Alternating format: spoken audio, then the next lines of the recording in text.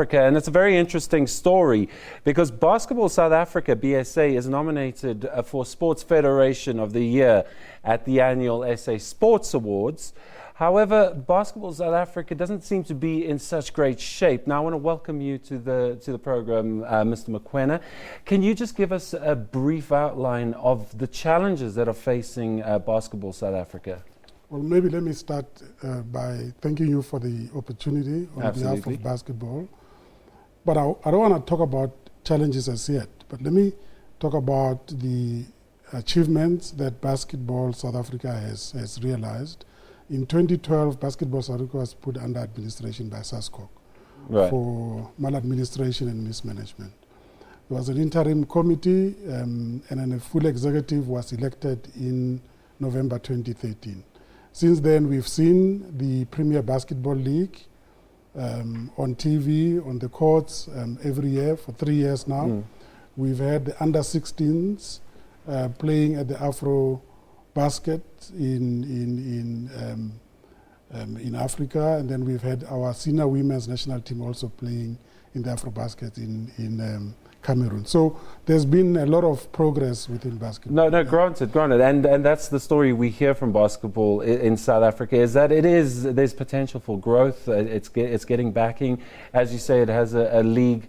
But then we also get stories that in terms of the Four Nations tournament that took place, we didn't field our full strength team. They pulled out and we had to field a replacement team. And those are the kind of, what were the concerns there, and why couldn't we get a team together that could compete and, show off that our professional league is making ground internationally? We had a team that competed. We had a team that won the bronze medal. There were 4 countries. But I mean, there were 4 countries. I mean, there were 4 countries. We didn't finish 4th. And we had a team. I don't believe that as basketball, we want to say that there are premier players and others who participated and represented the country did not do well or did not do so with pride. So we did participate, and there was always challenges. Basketball was put under administration in 2012 for doing things that we do not want to do before the but I mean, look, if we can just speak about what happened before that tournament, because that's the reports we heard, is that there was unhappiness amongst the players, that there wasn't, medical aid and compensation hadn't been thrashed out. Are the players happy at national level in basketball in South Africa? We do have players who participate in the league, and most of them are participants in the national team. So I don't believe that they are unhappy. There were issues before the Four Nations. The issue of medical was not factual because the insurance was provided for. There were just 1 or 2 smaller issues that unfortunately we could not commit to, but we had to make sure that the Four Nations continue. But, we do have the league continue. We've got programs in basketball. But then you've got a scenario where the President, Graham Abrams, he addresses in a sort of an unprecedented move a letter to the whole fraternity of basketball, semi-rallying call, like let's keep working, are you guys there yet? Because we see a professional league, but maybe something doesn't tally up, that it's smoke and mirrors. No, Graham is a leader. It cannot be unprecedented when you rally support. When you say to the players, having come from 2012 of being under administration, let's work together.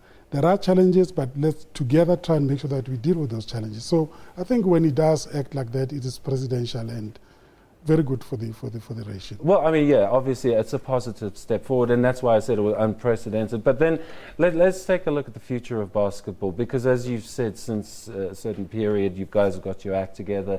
There's been professional leagues set up. There's a little bit of excitement growing. Is the future bright for basketball in South Africa looking ahead? The future is very bright for basketball. I think, as I said, 3 years ago when we started with the league, there were a lot of doubts. But I think last season, the 2015 season, was a tremendous success. For me, the fact that we've had our under-16 national team playing in the Afro Basket and our senior women's national team also playing in the Afro Basket, for us it's a huge achievement, and we are grateful that we've had to be nominated for the Federation of the Year. And obviously, on a more positive note, I mean, the NBA came to South Africa this year. What were the runoff effects from that? If you could just tell us very briefly. It must have been great to have, the big brother of world basketball come to South Africa. Well, for us, it was also a pat on our shoulders to say the NBA would want to come in an environment where basketball has got future and there's potential. There's been a lot of technical learnings from the camp of the NBA. We've got an association and relationship with the NBA. We work with their colleagues in Royal Bafokeng. So yes, a great future for basketball. Brilliant. Well, I mean, that's the kind of stories we want to hear. Mr. Albert Mokoena, thank you very much for joining us on Primetime Sport on SABC.